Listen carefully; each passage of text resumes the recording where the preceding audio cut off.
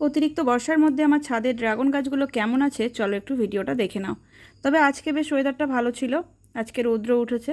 তবে এটা কালকে ভিডিও করে রেখেছিলাম আমি, তো সেই ভিডিওটাই একটু তোমাদেরকে শেয়ার করছি। অতিরিক্ত বর্ষা হলে সত্যি কথা বলতে খুবই সমস্যা হয়।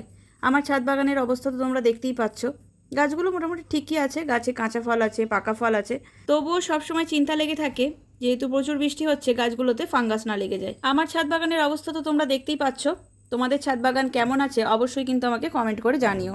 একটানা যতই বৃষ্টি হোক, ড্রাগন গাছের গোড়ার মাটিতে যদি জল না জমে, কোনো আগাছা না থাকে, আর যখনই সূর্য উঠবে তখনই যদি রৌদ্রটা ঠিকঠাক পায়, তাহলে ড্রাগন গাছের কোনো ক্ষতি হয় না। তবে ড্রাগন গাছ যদি একটু ছোঁয়া জায়গায় রেখে দাও, মানে যেখানে খুব একটা রৌদ্র পায় না, সারাদিনে 2 থেকে 4 ঘন্টা রৌদ্র পায়, বাদবাকি টাইম ছাঁ হয়ে থাকে, সেই সব জায়গায় গাছের গ্রোথ যেমন ভালো হয় না, বর্ষাকালে গাছের গোড়ার শিকড়গুলোও কিন্তু পচে নষ্ট হয়ে যায়। গাছের গোড়ার শিকড় যদি নষ্ট হয়ে যায়, সেই গাছে যতই ফুল আসুক না কেন ফলে সেট হবে না, ফলগুলো কিন্তু নষ্ট হয়ে যাবে। তাই জন্য খেয়াল রাখো গাছটা ঠিকঠাক রৌদ্র পাচ্ছে কিনা। ড্রাগন গাছের জন্য খুব অল্প পরিমাণে খাদ্যের প্রয়োজন হয়, খুব একটা খাদ্যের এই গাছে দরকার হয় না। খোলামেলা পরিবেশ আর ঠিকঠাক রৌদ্র, এই দুটো থাকলেই কিন্তু তোমার ড্রাগন গাছের জন্য খুব একটা চিন্তা করা লাগবে না, গ্রোথও ভালো থাকবে, গাছে ফলও পেয়ে যাবে।